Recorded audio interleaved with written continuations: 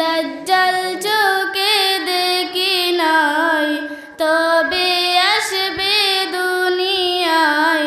দাজ্জালের ফিতনা হতে আগে বাঁচো না